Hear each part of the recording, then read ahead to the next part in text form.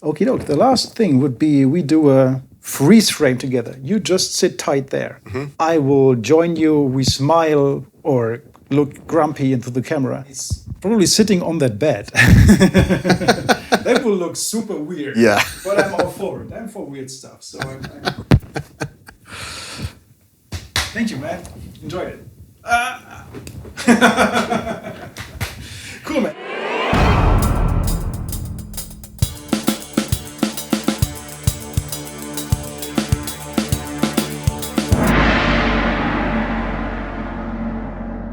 Hello, this is Daray, and we are in Rock Hearts Festival, and we do an interview. And here is the Philip from Drumtalk.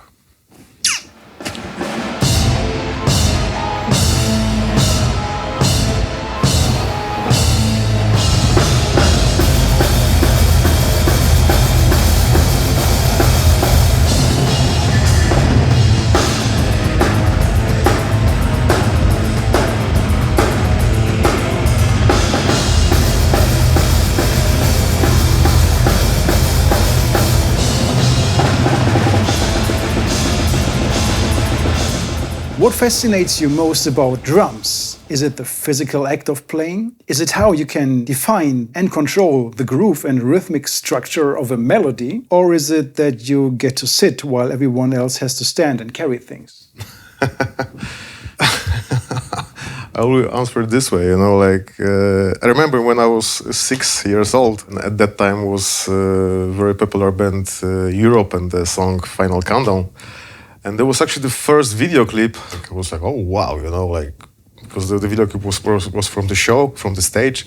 I remember huge drum riser, huge drum kit, 2 bass drums, a lot of cymbals, a lot of toms. And that was like, wow, I want to be there, I want to be this guy, And it was like the first time I remember really drums hit me, wow, okay, I want to be a drummer, Music in general, and then was thinking you can create your beats, you can the guitar player show you the riff, and you can, even if has the rhythm, but you can actually do whatever you want, So that was really Yeah, we really can't do a melody thing, so we're not the guys on the campfire crank, crank, crank, crank, crank, and everybody is joining you with your terrible voice. We can't do that, but we can make the feel of whatever they play totally different. Yeah. So in the end, we're in control of what they do, in a way. Yeah, of course. Like nowadays, I'm a kind of conductor on stage, because all the band they follow me, what I'm doing, So of course, I play with most of the songs. Like with Dimmu, I play half of the songs we play with the click track. So of course I follow the click track and the band follow me, but some other songs they follow me. So depends how I feel, how is the crowd, So sometimes I play a little bit faster, sometimes slower. So this is also very cool, And sometimes I can hear they want to play faster, so I try to play with them as well. It's just not only follow me. Sometimes I feel because the crowd is totally crazy, so also we're going totally crazy.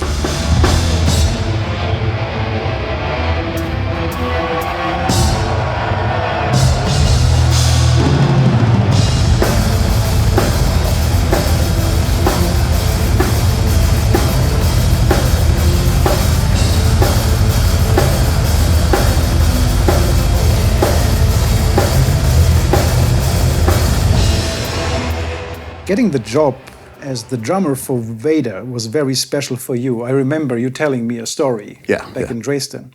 That kind of moved me, really. Mm-hmm. So can you tell me that story again, what it was like to take over the torch from Doc? My band was called Vesania. In 2003, we had this tour in Poland called Blitzkrieg. It was Vesania, Vader, and other 2 bands. So that was the first time I met the guys from Vader, and we did the tour. It was like 14 shows just in Poland.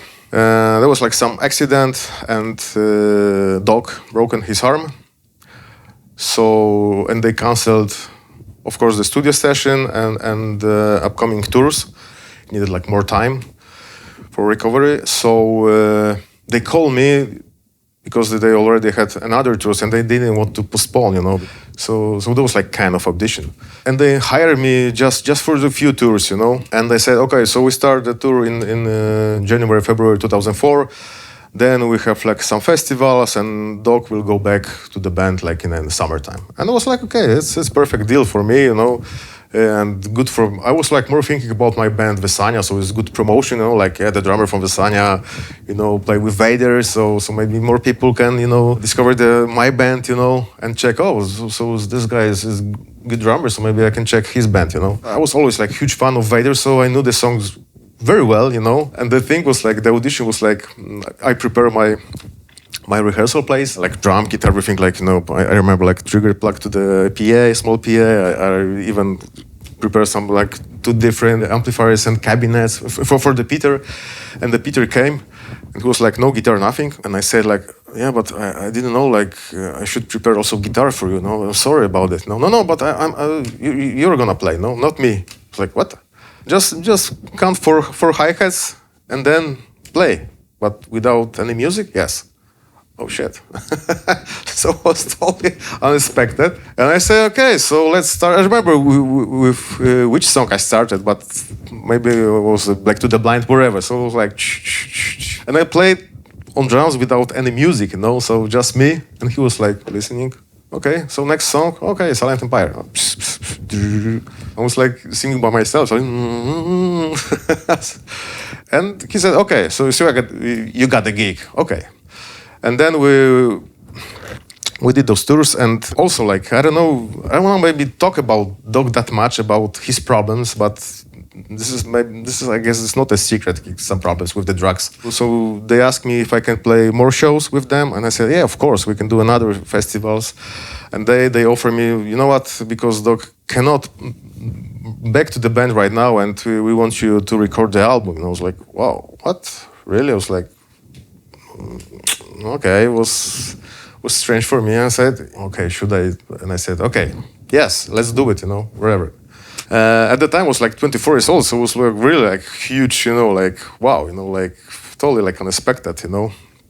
So recorded the album, and then they released the album. Then we started playing, you know. I asked Peter, you know, so how about my future? Because, you know, like what happened to the Doc, you know, because I feel like very guilty, you know, like because Doc I was a huge fan of the Doc and I was a huge fan of Vader, you know, and I didn't want to like rip off anybody and to make anybody's like, you know, I really like felt not good in this situation.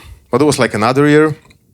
Then Peter said probably Doc will never back to the band, but he found a job with other bands in Poland, so I had the chance to talk to him about the situation, and I was like, oh, you know what, Doc, I don't feel good, you know, because this is your band, you know, and of course it's great to play with Vader, it's fun, you know, I love it, play your parts, but come on, it's your band, you know. And he said, just do your job, you know, don't think like, don't be guilty, don't feel bad, you know, this is like my problem, so that's why I can't back to the band, you know, I need to fix all the things, all the stuff, so just do what you're doing great, so it's not a problem. And then I remember it was 2005, he played the show, and after the show we had like, you know, a few beers, blah, blah, blah, and I said again like, oh, so do you think you will back to the band, you know, like, yeah, we'll see, just, you know, don't worry, don't think about it, you know, do your job, you know, you're a great drummer, blah, blah, blah. And like few hours later, like friend of mine, you know, called me like, oh, Doc is dead. It's like, not even know, they text me like, hey, what the fuck, you know, it's like stupid, you know, jokes, what does it mean, you know, like, hey, he called me like, yeah, really, they found him like that. And I was like, talk to him like, you know, 4 hours before, you know, they found him dead. I was like, oh, fuck, you know, this is fucking really bad, you know. It's like totally like, I didn't know what to think, I didn't know what to do, you know. Like a month later, there was the Blitzkrieg tour in Poland. And of course, there was like, you know, show must go on, you know. Okay, he's dead, but, you know, the band needs to play, you know. It's not like they stopped playing because Doc is dead, you know. Like, we were on tour and the first 2 weeks were in Poland, and I remember like the first shows. You know, I was on stage, like, you know, during the intro. You know, I was like walking on stage on the riser, and the people were screaming like, "Yeah, Daray, fuck off! You know, the dog is dead because of you." So I was like, "Oh shit!" It was really, really bad. You know, after like few shows, I was like, I can't handle it. You know, it's too much for me. You know, it's like I want to go home. You know, like it's not my fault. You know, I just try to be, you know, musician, try to be drummer, try to do my best. You know, but that was that hard. You know, and I was like, oh. I was like, no, I just want to leave the music, leave the drums, you know. So that was really hard time, but I was lucky to have a lot of support, you know, from the band, from the support band, from my friends, you know. Come on, you cannot give up, you know. You have to go back. You have to just do your job, you know. You have to survive it, you know. So yeah, that's the story, you know. I didn't remember that they booed you off the stage. Yes, yeah. That's cruel. Yeah, that was really like... I mean, I know how I'll react to comments that are negative on YouTube towards me, but that's still like the distance of 2 keyboards, but not in your face. And then that kind of such a delicate situation. Yeah, that was really bad, because if the people can complain about my playing, okay, of course, dog was the best. It's like end of story, you know. But like that kind of stuff, like somebody tell you like, you know, somebody died because of you. This is really like was really tough. Was really bad for me, and it was really hard to survive it. Really hard to find the words. You know. Let's leave that place. Let's leave that place. Okay.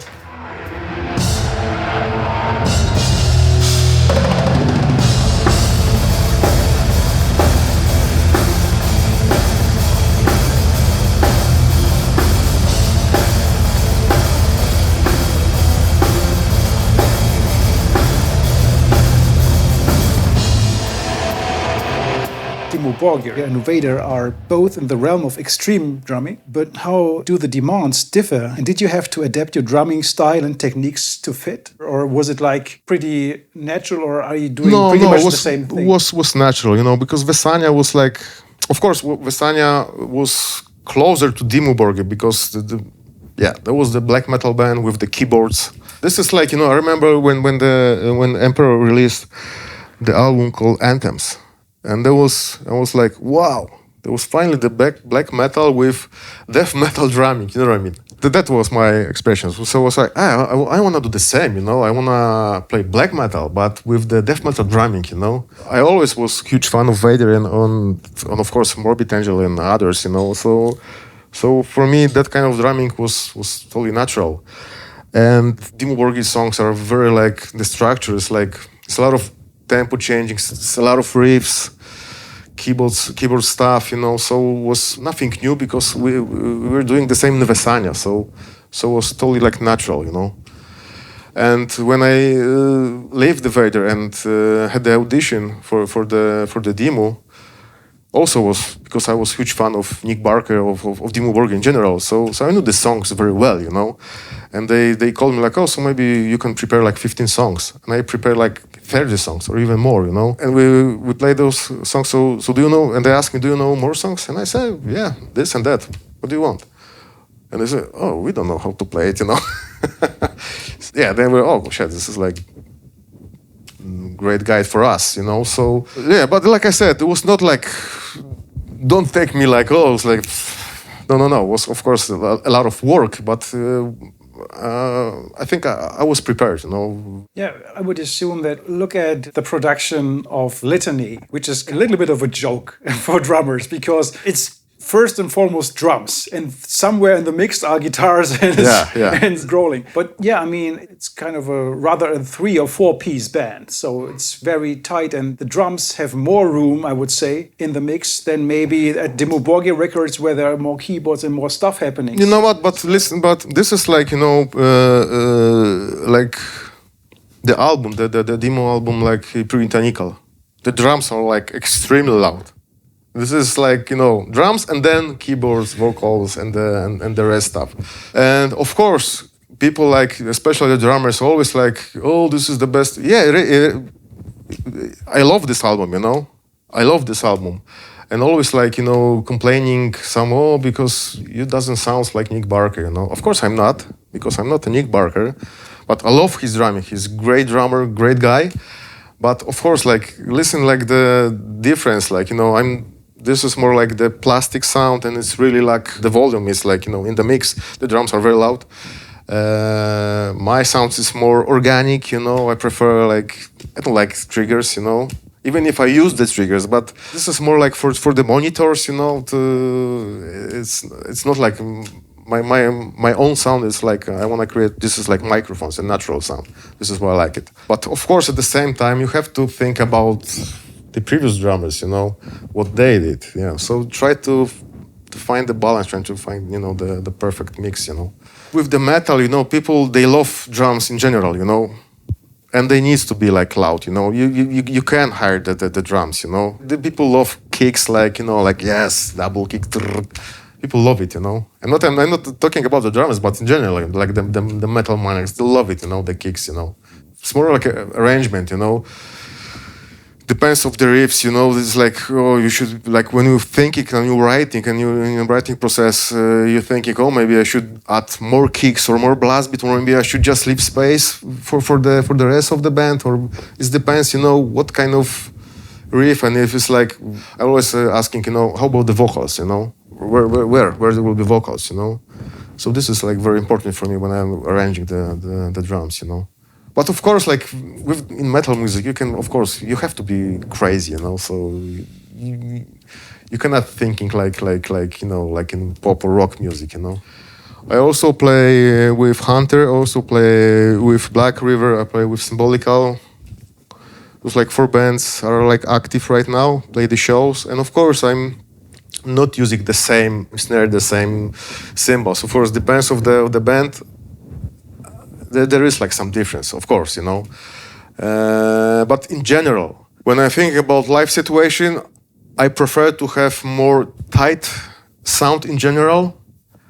In the studio, I prefer to have more open sound, even if it's crazy stuff. But I love to have open sound, in the studio, So this is all the situations are different, Between the Dimmu and Hunter, it's not that big. I'm not using totally different drum kit. Of course, both drum kits are have 2 kicks. Of course, with the Dimmu, it's more tight snare. It sounds smaller. The wires are more tight. With the Hunter, I have more open snare, using less toms, bigger cymbals with the Hunter, with Dimmu, smaller cymbals, adding small tones because for this fast roll, so that kind of stuff, And of course, I'm using this is the thing, I'm using different muscles, Really, I'm even if I wear the same shoes, the same pants, but I think we're using different muscles. It is different. And the funny thing is, I'm more tired after the rock show, and then I'm compared to Dimmu. But when you're watching me with Hunter, it's it's less playing, And with Dimmu, it's more crazy stuff. But I'm more tired with this less playing,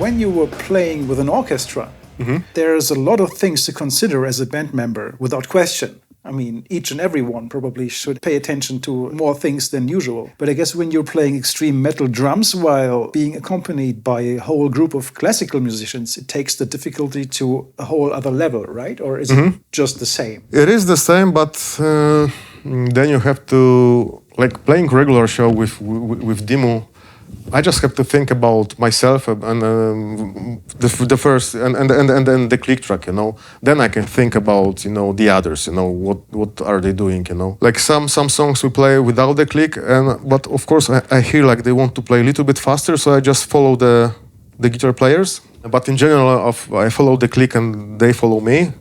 But with orchestra, you have to watching also the conductor, you know. Of course, we both play with the click track because was no chance to follow his, you know. But of course, you have to watching him, you know, and he was watching me as well. So that was the connection. And we did play 2 times. The first time was in 2011, and we play with Norwegian orchestra. We play in Oslo in Spectrum. And second time we play on Wacken, and there was orchestra from Czech Republic, different orchestras and different conductors. Before we started playing, rehearsing, you know, there was like the meeting, you know, talking a lot what to do if something happened, you know. If I will lose the click, of if he will lose the kick, or if, you know, there was a lot of like to have a plan B and plan C, you know. That was the biggest, I think, challenge in my life, you know. To play with orchestra and the choir, it was like, wow. It was like, and everything is like on your shoulders and on your, like, it's like on the conductor's shoulders, you know. So it was like, wow. I love that kind of huge productions, you know. I love it, you know.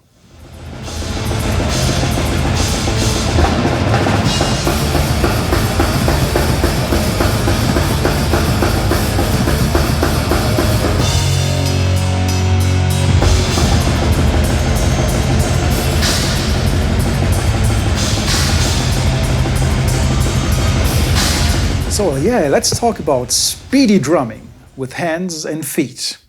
So how long did it take you to find the right techniques to get the perfect mixture of power, stamina, precision and control for the extensive amounts of blast beats and double kicks that the bands you play and played with ask for?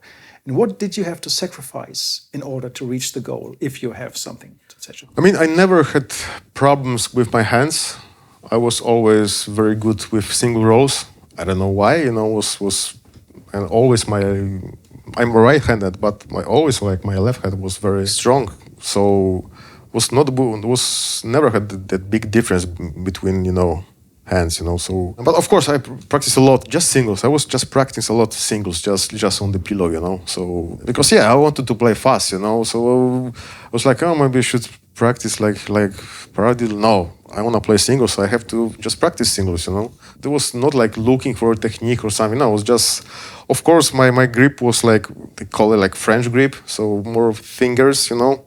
But it was like something like between, you know. There was not like typical French, but was like something like to control the stick and to have good grip, you know. Yeah, but with feet was different, you know. I remember in 2005, I was 2 years in Vader, and still I was not happy with my bass drums. It took a lot of time, you know. And the problem was, you know, because at the time, now you have YouTube, you know, there's a lot of tutorials, like, you know, you have a lot of drum clinics, you know, so you can find, you know, all the techniques, you know. You have like, you know, million types of pedals, you know, single drive, you know, blah, blah, blah. But at the time, like late 90s, there was no internet. So, and I was living in Poland, so it was not that much metal shows in Poland. And of course, even if you could see like Vader or some other bands, I remember like Metal Mania, and there was the Morbid Angel, Vader, you know, it's like, but of course, you couldn't see the drummers like, you know, I remember like all the fast drummers, I remember like, there was like always like sitting higher than regular, you know, so okay, so I have to sit higher, you know, and that's it, you know. But I didn't know how they set up the pedal, you know, if it's like, you know, the spring tension, if it's like, you know, the beater is like this or like that, you know, the pedal board. So it was a lot of like, you know, try to find the perfect position. Then I didn't know if they use like the heel up technique or heel down or maybe they play doubles. I didn't know that, you know. Maybe you didn't even know about that technique. Yes, back then, yeah, right? of course, yeah. That was like later, you know. My first tours, so finally I could see the drummers behind the drum kit, so I could see, oh, cool, so he's using this technique. Oh, he's using that pedal. So I was like, oh, they're using the pedal with direct drive. Oh, so I have to buy like because, and I thought like if I buy like the pedals with the direct drive, we'll be like. Okay, so it's like no, instant. No. I have those. Yeah, it doesn't work. Yes.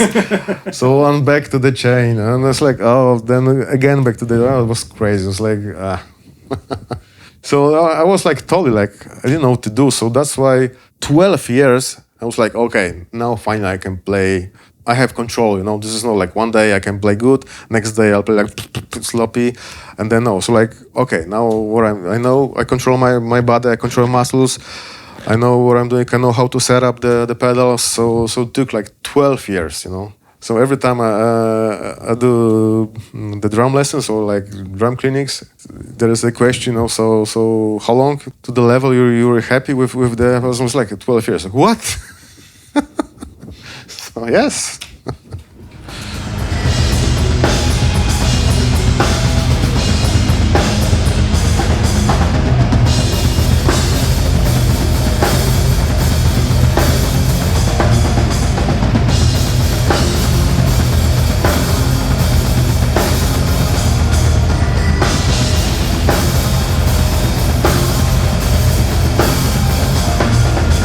So how do you balance technical proficiency and the physical demands of drumming with musicality and emotional expression, if there is such a place for that in super brutal drumming? I was never the guy who was practicing that much. I mean, practicing technique or sitting behind the drum alone. Always playing with million bands. So I remember when I was like teenager, I back from the school, went to my rehearsal place, and I play like 2 hours with grindcore band, then 2 hours with stoner rock band, and then 2 hours with my band Vesania, black metal band. So when I hear like somebody's like, oh, because I'm practicing like 10 hours every day, it's like, but you mean practicing like you alone and practicing paradiddle? Yes. I was like, oh no, it's boring, you know. So I was never that guy. I always want to play with real musicians. I always want to make music. So that was like my first, you know, thing, like to make a music, you know, and to have fun with others, you know. If you take a blast beat, you can play it machine-like, over precise, totally in the grid, like a robot. Yeah. And I would say it could be more musical, at a swing. Yes. More yes. control gives you that. That's what I meant. Like, how much room do you still have with your technique, but make it tasty? Yes, you can add some accents, you know. This is like, yes, yeah. That was like for me more important than just sitting and, you know, learning all the rudiments, you know. When I was like a teenager, you know, there was like, we rehearsing, I rehearse like almost every day, you know, with really like with 10 different bands and also like, you know, to playing with different musicians because different type of music. I mean, it still was the metal music in general, but was like, you know, some stuff was really crazy, some stuff more less, you know, less space, more groovy stuff. So yeah, that was the best, you know, lesson for me, you know. Of course, it's important to learn technique, to play with the click, but in my opinion, it's just find, you know, group of great people and play together, make music, you know. And listen to them.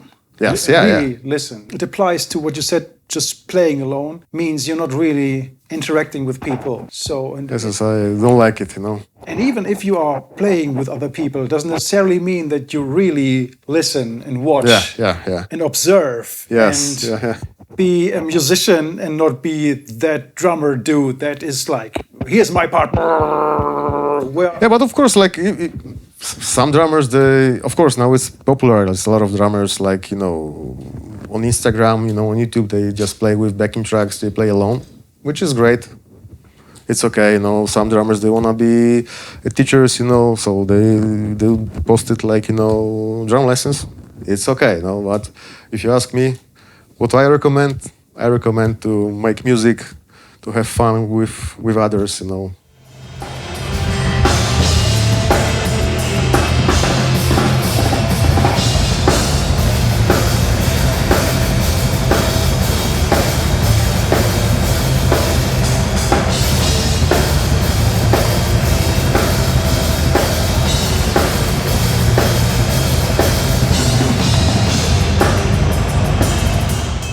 Drum setup requires many decisions. You already touched that when you were looking for the right pedal and the right spring and the right this and that. But of course, there's more to it than just a pedal. So personal taste and purpose are at the center of it. You choose your colors of cymbals and what tones you really like. When it comes to finding the right drum configuration for a band, what do you pay attention to? What is the most important thing?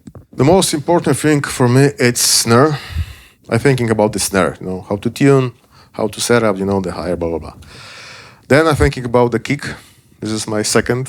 Because like my basic setup is like, snare, kick, tom, floor, hi-hat, right, cymbals. If I have great kick sound, then I'm thinking about the rack tom because I play a lot of, and I prefer because I love the sound of 14-inch floor, But I wanted to have not here like a floor. I wanted to always have as a tom, It's the most important tom, then the floor tom, So you have this is like my main setup.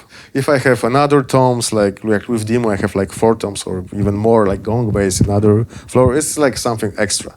Then of course hi-hat, then right. I'm more sensitive with the right. With a hi-hat, it depends on the situation. But with the right, I'm very it's okay. Let's try another one. It's very picky with that.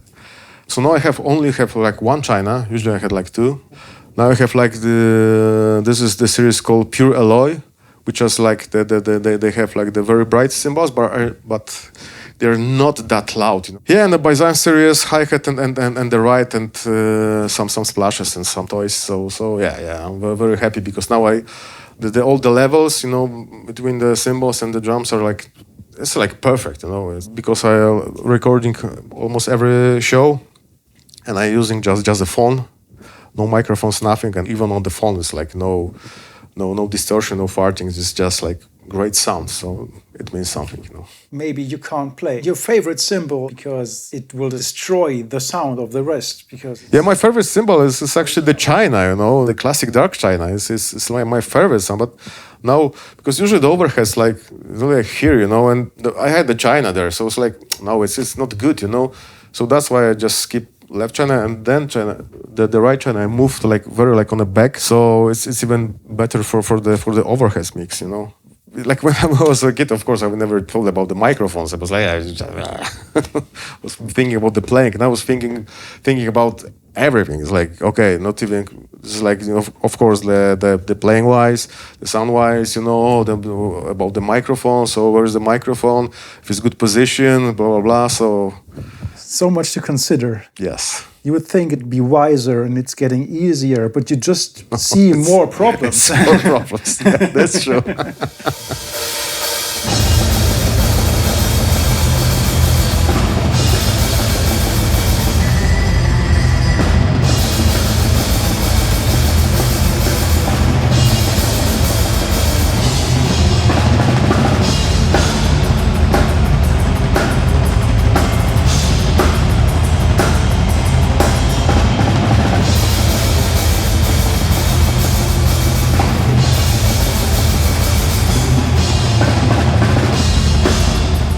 How has drumming impacted your own mental and emotional well-being? I was very into the music since I remember, If I'm thinking about drums, I'm not thinking exactly about drums. I'm thinking about more music, in general, Sometimes I'm thinking how can people live without the music, Some people I don't care about the music. You listening? No. Oh shit, I can live without a TV, without computers, but without the music, all the time thinking about music, all the time, and can't stop it, The worse I feel, the better I play usually. Mm-hmm. And sometimes it's therapeutic. Usually they're my routine is when I go to my rehearsal space, because there is no windows, of course, and it's quite dark. So usually the first 20-30 minutes I'm just close my eyes and just playing, doing something usually I just try to record this because sometimes I come with some great ideas, not thinking about anything, try to be stop thinking, you know what I mean? It's so this kind of therapy, I don't know, I was thinking about other words. Meditation. Kind of, yeah, meditation, yes. This is kind of meditation for me. So I'm totally out, So yeah, and this is then, after 20-30 minutes, I'm totally like refresh, like my brain is totally refreshed, and then I can, okay, so what do we have to do today? Okay, do I have to prepare for the show, or I have to prepare for the studio? So.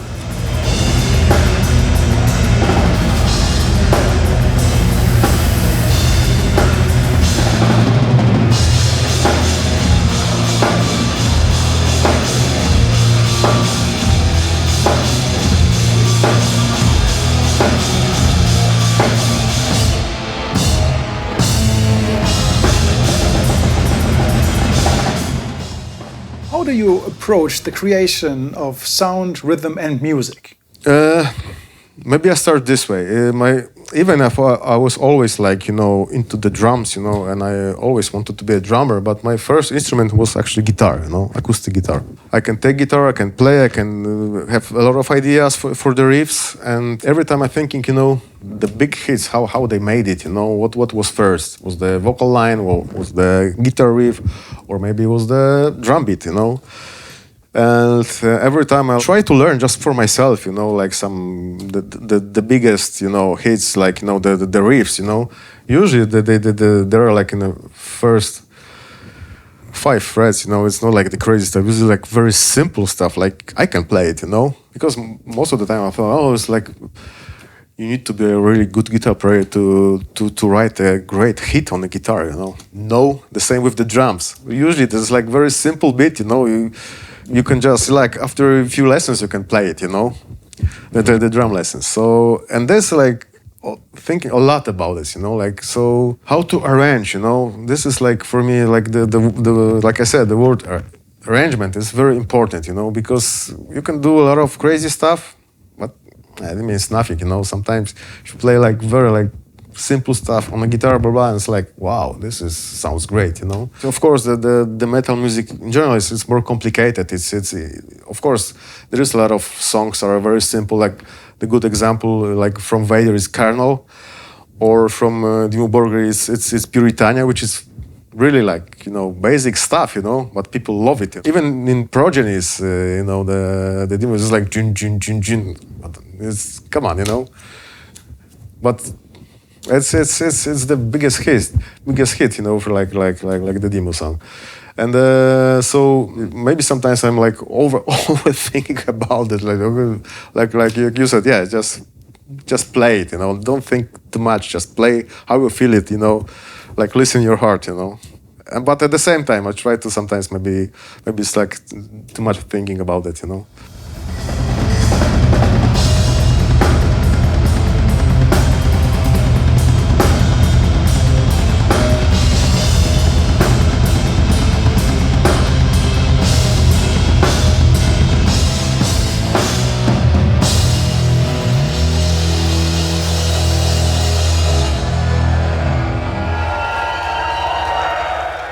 Is there anything that you want to add? No, this is maybe more like the message to the young musicians. Like just make great music. Just have fun with your friends. And even if you play on the drums, try to play on the guitar, on the bass, or maybe on keyboards. Go and see. Like if you're a drummer, go and see the guitar clinic. You don't have to just always thinking about the drums. Just go and see the guitar players, what they're talking about, because it will be more fun for you to play and make great songs, make music in general. So yeah.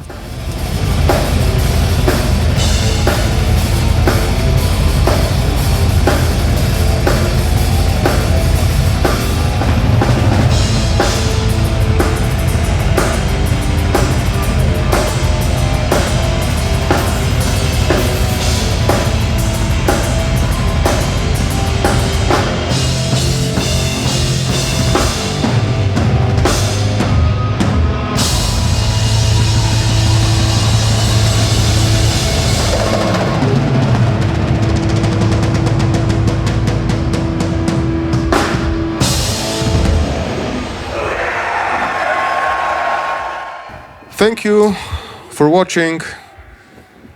It was fun. It was a lot of subjects, a lot of topics. So yeah, and see you somewhere. Yeah. Cheers. Thank you, buddy.